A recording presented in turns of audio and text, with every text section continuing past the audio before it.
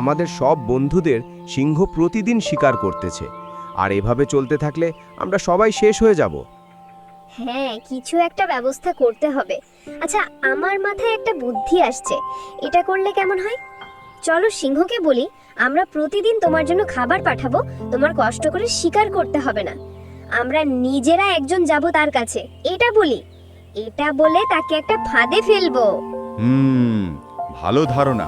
এতে সবার প্রাণ একসাথে রক্ষা পাবে ওই পাজি সিংহর থেকে।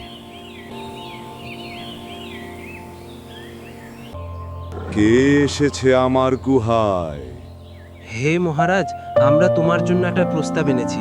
কি প্রস্তাব শুনি বলো। তুমি প্রতিদিন কষ্ট করে শিকার করো। যদি তুমি প্রতিদিন শুধু একজন পশু খাও, তাহলে আর তোমাকে কষ্ট করে শিকার করতে হবে না। আমরা নিজেরা একজনকে বেছে তোমার কাছে পাঠিয়ে দেব। ভালো আইডিয়া। এতে আমার সময়ও বাঁচবে আর কষ্টও কম হবে। ঠিক আছে, কাল থেকে শুরু করো।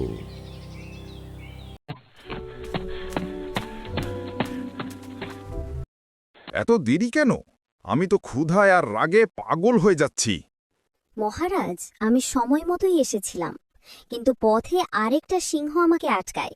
সে বলল সেই আসল রাজা। কি বলছো? আমার জঙ্গলে আরেকটা সিংহ?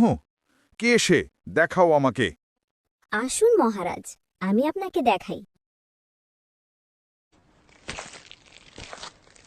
মহারাজ, ওখানে কুয়োর ভেতরে সে লুকিয়ে আছে।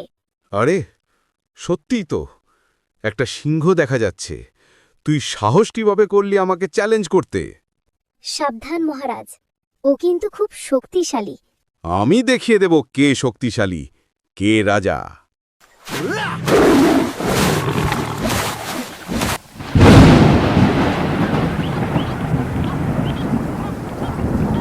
বন্ধুরা, এখন আমরা মুক্ত। খরগোশ ভাই, তুমি আমাদের প্রাণ বাঁচালে। মনে রেখো বন্ধুরা, শক্তি নয়, বুদ্ধিই আসল শক্তি।